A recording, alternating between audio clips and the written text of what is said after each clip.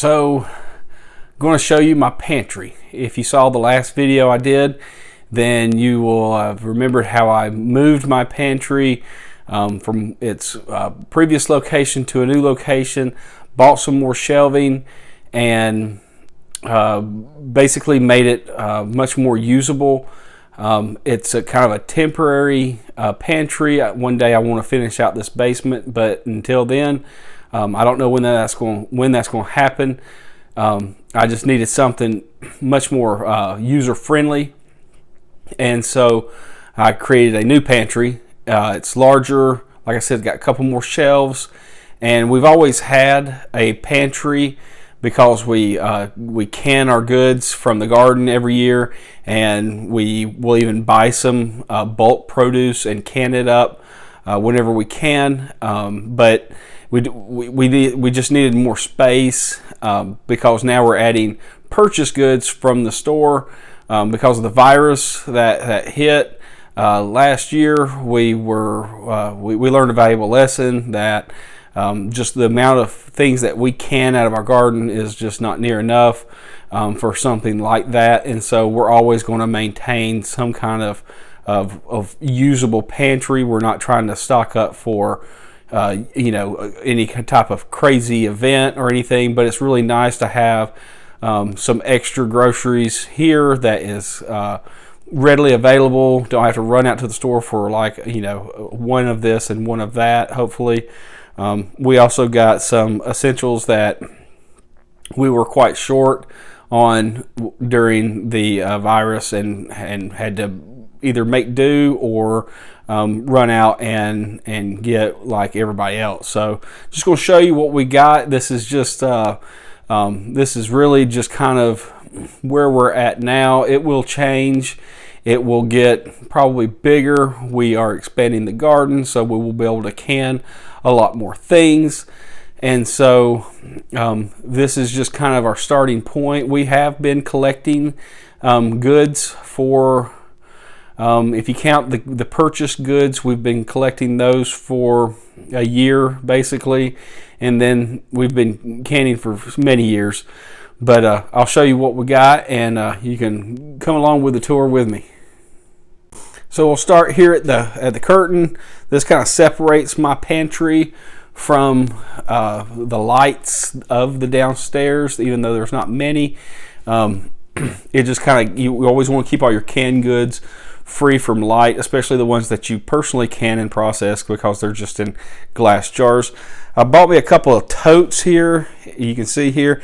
This is just real simple business here. I got the top one's got some paper towels, and the bottom one has some toilet paper.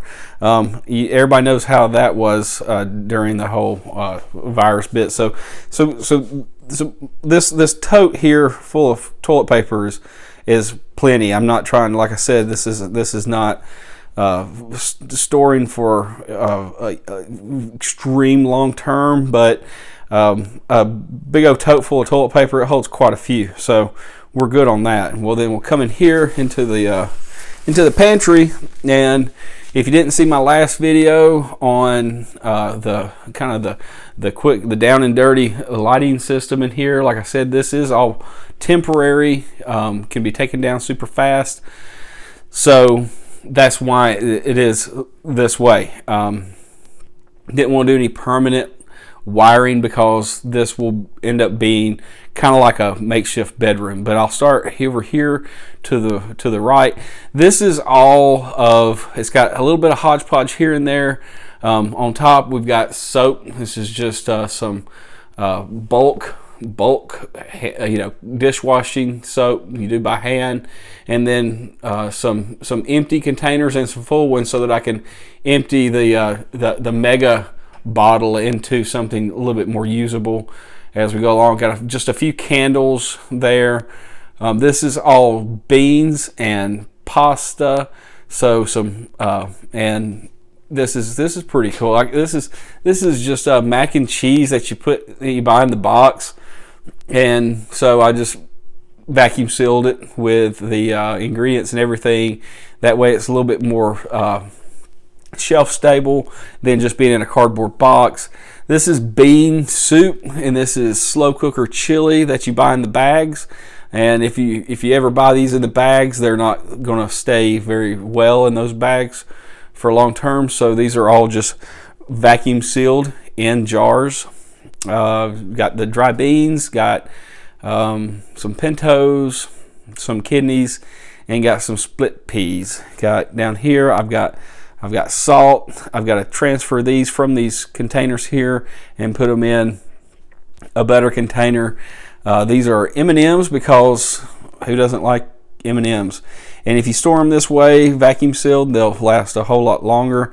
I write the date on them just because I like to know, and that way this type of stuff doesn't stick around very long. I even got some little knockoff Pringles in the back there. That's just a little. This is kind of just a little snack section. Got some crackers, some chicken crackers, just little things, odds and ends that we had just we had bought during the panic buying frenzy, and before they went stale, I just went ahead and threw them into jars. Stuffing mix. That's just vacuum sealed again, and then I just put the box around it so I know what it was. Wrote the date on it. And then over here we have the potatoes. These are all instant potatoes. Down here I have some rice, not much. Like I said, this is a work in progress. Again, I've vacuum sealed some Zatarans, instant meals and such. Same with the rice-a-roni. And then on the bottom, that's all grits. I've been vacuum sealing grits for many years now. They don't have them where I live now, so every time I go home, I buy it in bulk, and then I come up here and I vacuum seal it. Some crackers, again, bought a whole bunch of crackers during the whole pandemic business, and before they went stale, I want to go ahead and throw them in a vacuum sealed jar. They'll stay crisp. Over on this next shelf is the canning station. So this is all of our canning supplies and goods. We got some vinegar in bulk up there, and then this is just all jars, lids, some citric acid for canning tomatoes. We got some salsa packets for when we make salsa. We got lids. I know that's a hot commodity right now, but we've got lots of lids and bands, and we have a little station over here where we collect bands and put them on just a little strap. More jars, our little Presto canner. That thing, we've had it for years. It works great. We keep our empty boxes. Those are just empty boxes because it makes life a little simpler. Got some egg noodles here. This is something I'm just going to use up. This is not to be stored this way, but this is kind of just on a shelf by itself just to get used. Over here we get into, this is all of our canning goods. This is all the stuff that we have put up ourselves from our garden. And so we have potatoes and just stuck a piece of paper. We know that these are 2019, these are 2020, and then it carries on a little bit down here. We've got, this is all peppers. So we have to your left to right, you've got peppercini peppers, we've got banana peppers, jalapenos, and then we have serrano peppers. And those are really good.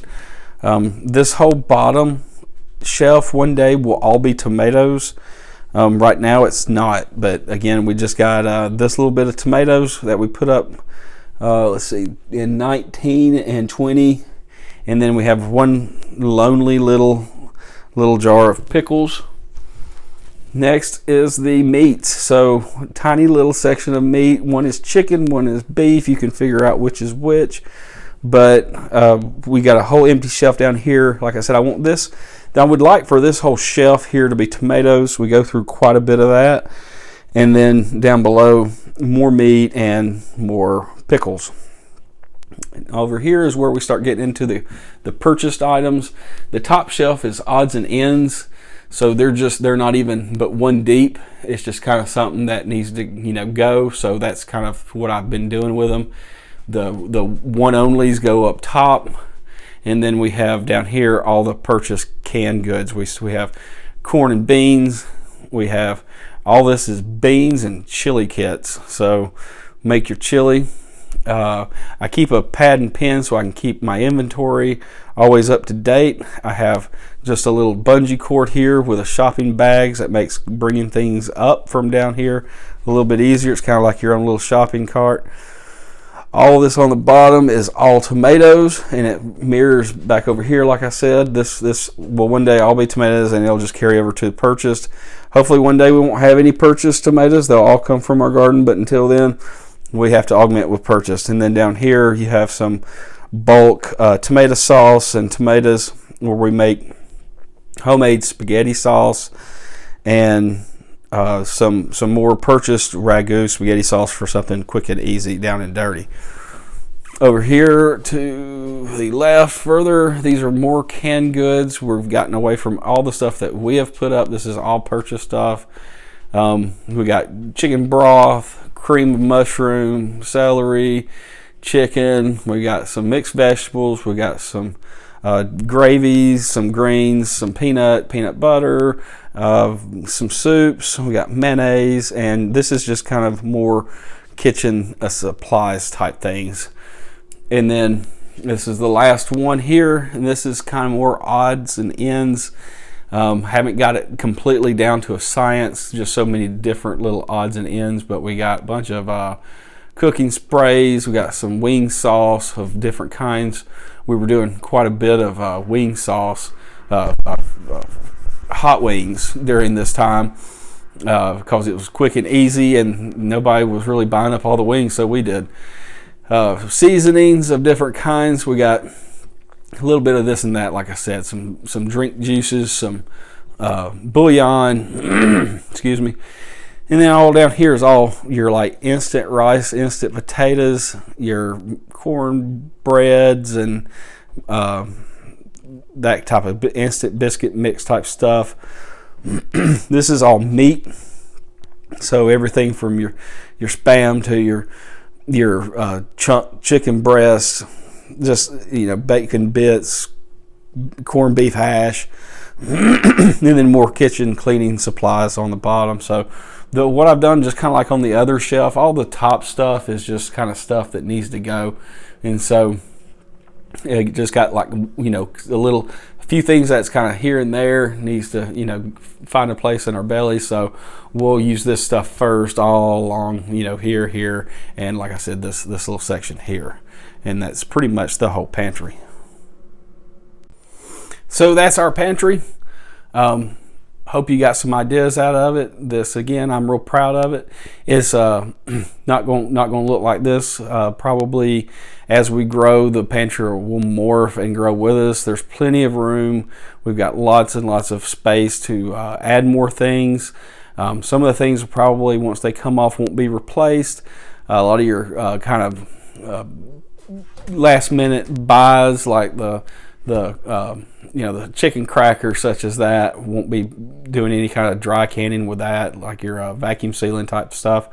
It's just something that to preserve it so it wouldn't be just trash, found a place down here, and once that's eaten, it'll be gone, and it'll be replaced with something that'll be more more geared towards long-term storage, like the beans. We'll definitely be growing dry beans this year for the first time. See how that works out. That way we can put them down here.